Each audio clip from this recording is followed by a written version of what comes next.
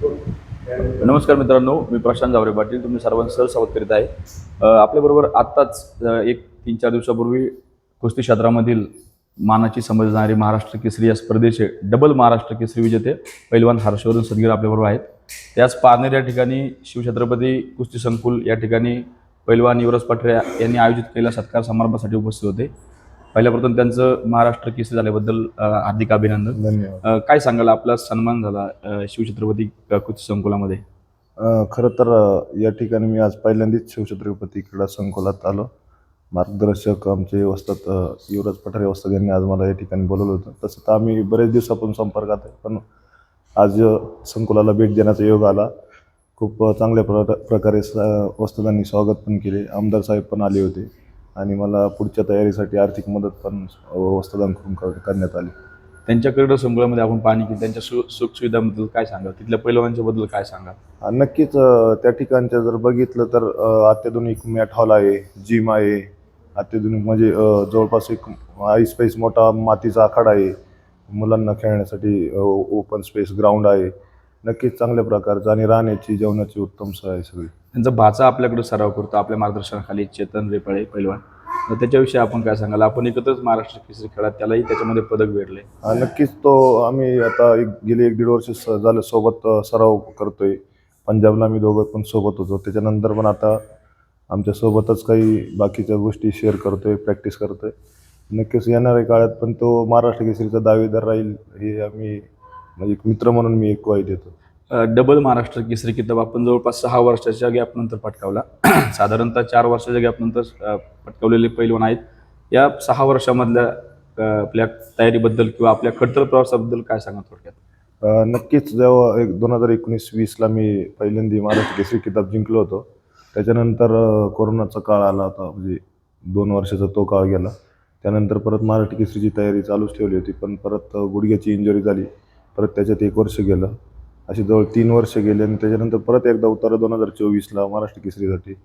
तेव्हा मातीतून स्पर्धा खेळलो होतो धाराशिव इथे, फायनलला पोचलो. परत तेव्हा पण एकदा गदा जिंकलो नाही, उपमहाराष्ट्र केसरी झालो. परत मागच्या वर्षी नगर येथे अधिवेशनात उतरलो, मातीतूनच खेळलो होतो. तेव्हा पण काही कारणास्तव स्पर्धेचं प्रेशर किंवा काही गोष्टी अडचणी आल्या आणि पहिल्याच राऊंडला मी स्पर्धेतून बाहेर झालो. ती एक खंत होती की 2020ला आपण महाराष्ट्र केसरी झालो आहे आणि परत महाराष्ट्र केसरी होत नाही, असं बरेच जण टीका पण करत होते आणि ते मनात ती खंत होती. तशीच प्रॅक्टिस पण केली होती. प्रॅक्टिस यावर्षी 2026ची म्हणजे एकदम मन लावून प्रॅक्टिस झाली होती सगळ्या गोष्टी. चेतन आम्ही सोबतच होतो आणि त्यानंतर एक मनात होतंच महाराष्ट्र केसरी जिंकायचं आणि थोडी स्ट्रॅटर्जी वेगळी वापरली परत एकदा मॅटवरतून, कारण मी मॅटचाच प्लेअर चांगला होतो, सगळ्यांना माहीत होतं. मॅटवरतूनच खेळलो. एक अनुभवाच्या जोरावरती बाकीच्या काही गोष्टी असतील, शांत कुस्ती करणे, याचा मला फायदा झाला आणि 2026चं किताब जिंकलो परत एकदा. या मधल्या काळामध्ये आपल्यावर अनेक म्हणजे दबाव आला, आपण जसं म्हणतो की अपयश पत्करावं लागलं. मग ह्या दबावाची परिस्थिती आपण कशा प्रकारे हँडल केली आणि याच्या माध्यमातून आपण नवीन खेळाडूंना काय संदेश द्याल? ह्या दबावाच्या परिस्थितीमध्ये कशा प्रकारे आपण खेळाकडे लक्ष केंद्रित केलं किंवा हा दबाव कसा झुगारला? नक्कीच या मध्यंतरीच्या काळात ज्यावेळेस फॉर्म म्हणजे पैलवानाचा किंवा स्पोर्ट्समॅनचा जेव्हा डाऊनफॉल असतो, म्हणजे उतरता काळ असतो, त्यावेळेस नक्कीच अशा गोष्टी खेळाडूला ऐकायला भेटतात. पण त्याच्यातून नक्की जर एखाद्याला पुढं जायचं तर त्याच्यातून सावरायला लागतं. त्याच्यासाठी मला तर खूप मोठी ताकद, म्हणजे जसं आता चेतन झाला किंवा असे माझे दुसरे मित्र आहे जे सिनियर लेवलचे, त्यांचा खूप मोठ्या प्रमाणात सपोर्ट होता. आणि घरचा तर म्हणजे जसे आता चेतनसाठी आपल्या तर मामांचा सपोर्ट आहे, तसं मला घरच्यांचा सपोर्ट आहे, वडिलांचा, भावाचा, की करत राहा कुस्तीत, काही पण होऊ दे, हारो जिंको, त्याच्यात काही मनाव घेत नको जाऊ. तो खूप मोठा मला एक आधार आहे. राहिली दुसरी गोष्ट, सपोर्टला मित्र आहे का, त्यांनी मला आत्तापर्यंत म्हणजे कुठं खचून दिलं नाही. ह्याच गोष्टीचा मला खूप मोठा या 6 वर्षाच्या काळात फायदा झाला. आणि 2026ला पण त्यांनीच लढायला मला लावलं होतं की कुस्ती करावंच लागेल किंवा जिंकावंच लागेल. या अशा गोष्टीचा मला खूप फायदा झाला. त्या अहिल्यानगर जिल्हा, त्याच्यामध्ये अकोले हा दुर्गम तालुका आणि त्याच्यामध्ये गोंभाळणे गाव अतिशय दुर्गम भागातील. तर त्या ग्रामीण भागातून आपण इतक्या मोठ्या स्तरावरती झेप घेतली. तर अशा ग्रामीण भागातील लहान लहान खेडेगावातील पैलवानांना आपण काय संदेश द्याल या माध्यमातून? नक्कीच मी ज्या ठिकाणावरून आलो त्या ठिकाणी कोणत्याही प्रकारची सोयी नाही आहे किंवा कोणत्याही प्रकारचं व्यायामशाळा असेल, जिम असेल किंवा कोणत्याही प्रकारची सुविधा नाही. आणि जर एखाद्याला करायचं जर असेल, हिंमत जर करायची असेल तर नक्कीच करू शकतो. ग्रामीण भागातल्या एवढ्याच मुलांना एवढंच मी एक संदेश देऊ शकतो, की आपल्याला जे भेटेल म्हणजे जे आपल्याला आपण म्हणतो एखाद्याला हीच डाएट पाहिजे, तेच पाहिजे, तर ते मनाला कुठं लावून नाही घेतलं पाहिजे. जे असेल ज्याच्यावर जे आपला उदरनिर्वाह असेल त्याच्यावरती मेहनत करत राहा.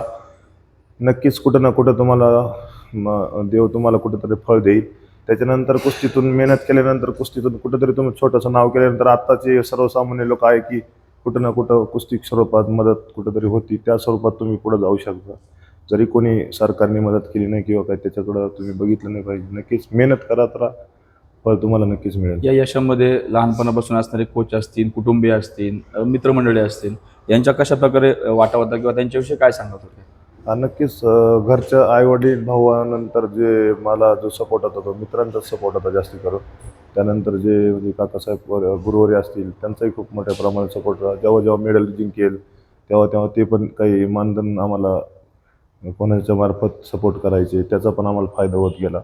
अशा प्रकारे म्हणजे गुरुवर्य, मित्र, आईवडील यांचा जास्त प्रकारे सपोर्ट. पुढील लक्ष काय असणार आपल्या पुढचं? माझी आता हिंद केसरीला पण निवड झालेली, पण कुस्ती स्पर्धा पोस्टपोन झालेली आहे. नक्की त्याचा पण प्रयत्न आहे. आणि आता मी बंधन म्हणजे स्पर्धा झाल्यानंतर जाहीर केलं होतं की मी कुस्ती खेळणार नाही, पण परत एकदा सर्वांनी मला हे समजावलं की कुस्ती करावी लागेल, करू शकतो.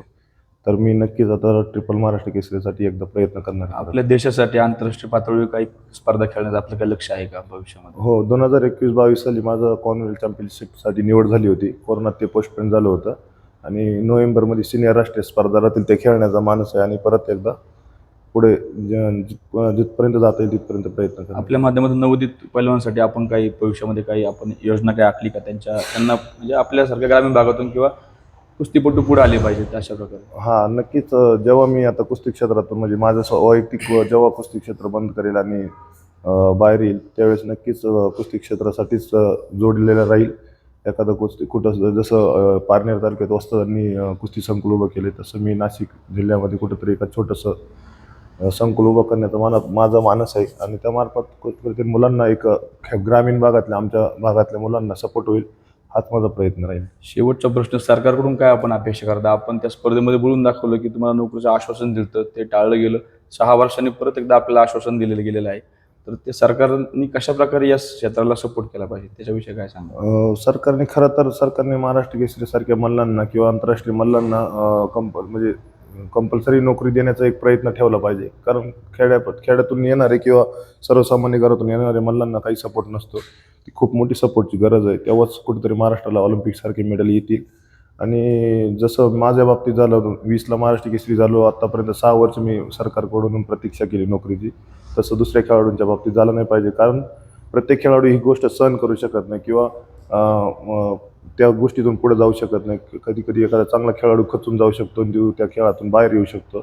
तर सरकारने नक्कीच खेळाडूंसाठी काहीतरी योजना आखली पाहिजे.